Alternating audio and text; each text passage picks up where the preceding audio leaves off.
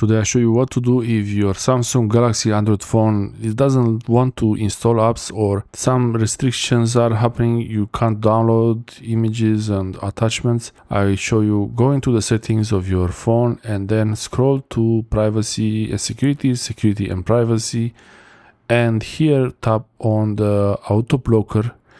The auto blocker is a security feature that will prevent the installation of apps from unauthorized sources or from USB, especially if you're trying to do USB debugging. That might be a problem. But if you have maximum restrictions enabled here, that might be the reason why you have problems with connecting to Wi-Fi. There could be lots of things where you can't connect to 2G networks or can't download attachments from different sources. This is useful if you really want the security, the protection, but it's going to make a lot of problems with your device where you can't really use basic functions. And that's why I wanted to show you that you have this option there, and if it is enabled and you have issues with your Samsung phone, try to disable it and see if that makes a difference. You can always re-enable the option.